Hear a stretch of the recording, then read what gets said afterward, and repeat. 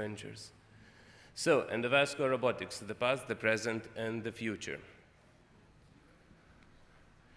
I do have some disclosures. So we will start with prehistory. So this is a very old robot. It actually never been used in endovascular field. It is Japanese robot Niobe, and it was the very first one. But I'm trying to search for laser, but I don't see. It doesn't matter. So you see a C-arm looking like a tiny thing in comparison to that huge magnetic device. So it is still actually alive. It is used to some extent, but probably not so much in Europe. Then it was an era of Magellan, and some of you probably have hands-on tested. The problem with this robot, it was used only with a dedicated steerable catheter, and it was quite expensive. Then some lessons were learned, and actually corindus appeared. Corindus could be used with out-of-the-shelf devices, but only part of the procedure could be done with the robot. So you have to start manually, you have to finish manually, and only in the middle portion you can navigate 014 guide wire and place some rapid exchange stents with this robot. So it was time-consuming. And what do we have now, as the talk is about the past and about today? So today is an empty room. So Magellan was withdrawn from the market in 2016. Corindus actually withdrawn from the market last year.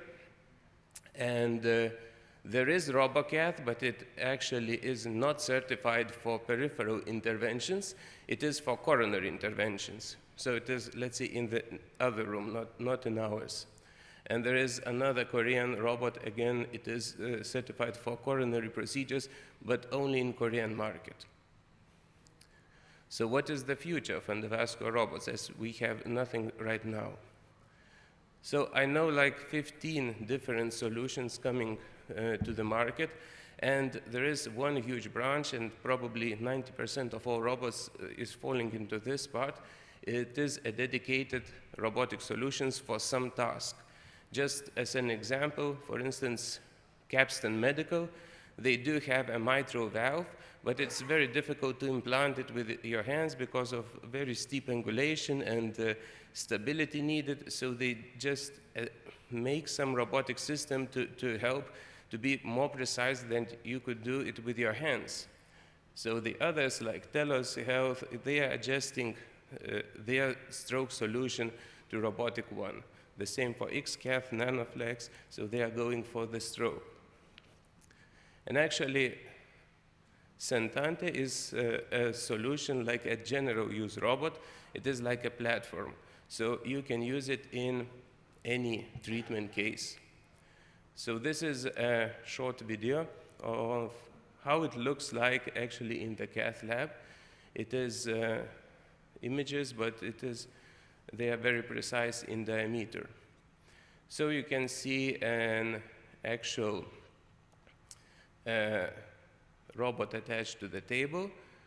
There you can see a cart where it is parked, and the master unit, so where you control. So no joysticks, no buttons, just several catheters and a guide wire.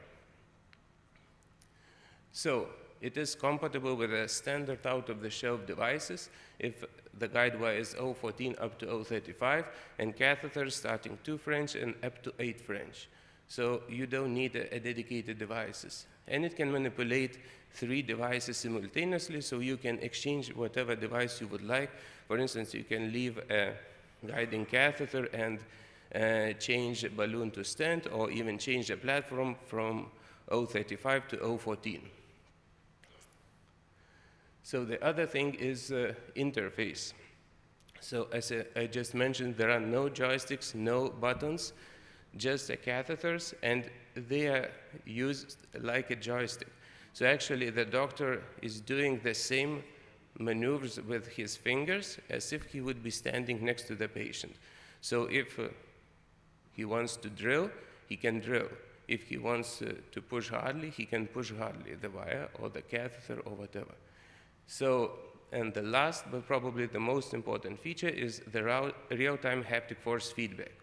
So if the virus is to talk in the patient, you can feel it in the cockpit. And the same for the catheters.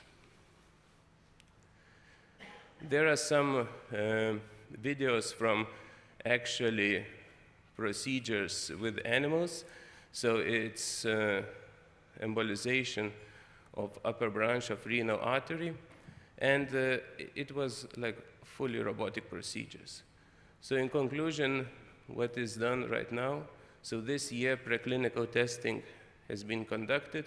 So all in all, 76 procedures, both diagnostic and treatment, and it was quite a variety of procedures, starting from vertebral artery and going down to below the knee arteries. And it is 100 technical success rate, 0% of safety issues. So this data is not yet concluded with core lab analysis. It's preliminary, but it is like this. But the most important thing I want to stress right now is zero X-ray exposure to all medical personnel. It means neither doctor nor nurse was in the cath lab. So it means it was actually a fully robotic procedure. So the whole procedure was performed, and no one was standing behind or below the table. And the other is a clinical trial. It has been just finished like a month ago, and the final results would be presented at WEATH and VIVA congresses, but just a preliminary glimpse, again, without core lab and other analysis, technical success 100%. And again, it was zero X-ray exposure to all medical personnel. And the last probably thing, some funny thing, so what atmosphere does it bring to the cath lab? So if you take another, let's say, artery laser device, so you stand for 20 minutes till it heats up and everyone is sweating, I want you to feel the smell of sweat actually in the cath lab while you are doing some new devices, be it deep venous arterialization or whatever. So you spend a lot of time. But with this device, it was totally different. And I don't know, yeah, we do have some sound. So actually, this was the music Max Amor selected himself. He played that from his phone. That's why the quality maybe not so good. But actually, it was quite enjoyable. The other guys were more temperament. So, thank you for your attention. I tried to learn these words, but didn't manage, so I'll say it in English.